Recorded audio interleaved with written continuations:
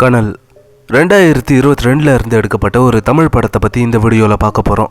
இந்த படத்தோட கதை எங்கே இருந்து ஆரம்பிக்குது அப்படின்னா, ஒரு லோயர் மிடில் கிளாஸ் ஃபேமிலியில் சேர்ந்தவங்க தான் சக்தி அப்படிங்கிற இந்த படத்தோட ஹீரோயின்.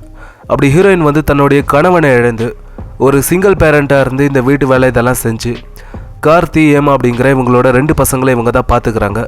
ஆனால் சென்னையில் ஹீரோயின் ரொம்ப கஷ்டப்படும் போது கூட இந்த கடன் இதெல்லாம் இல்லாமல் ஒரு சந்தோஷமான ஒரு வாழ்க்கை தான் வாழ்ந்தாங்க. ஆனால் இவங்களோட பையனோட அந்த மெடிக்கல் செலவுக்கு ஒரு 3000 ரூபா கடன் வாங்குறாங்க. அந்த கடன் எந்த மாதிரி மாறுச்சு, அது மட்டும் இல்லாமல் ஹீரோயினோட அந்த லைஃப் எந்த மாதிரி மாறுச்சு, அதனால் ஹீரோயின் எந்த மாதிரியான முடிவுங்களை எடுத்தாங்க அப்படிங்கிற இதெல்லாம் தான் இந்த படத்தோட கதை. இந்த படத்தில் 2 ஃபேமிலியை காமிச்சிருப்பாங்க.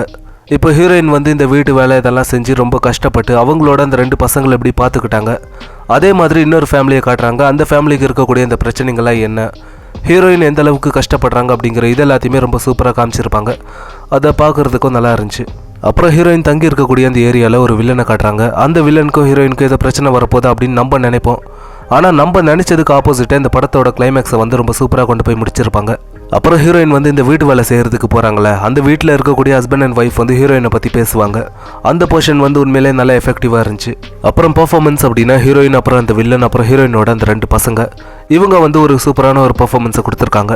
இப்போ இந்த படத்தை பார்க்கலாமா வானவா அப்படின்னு கேட்டிங்கன்னா கண்டிப்பாக பாருங்கள். ஏன்னா இது வந்து ஒரு நல்ல படம் தான். ஒரு 1 மணி நேரம் 10 நிமிஷத்துக்குள்ளே ஒரு நல்ல மெசேஜை வச்சு எடுத்திருக்காங்க.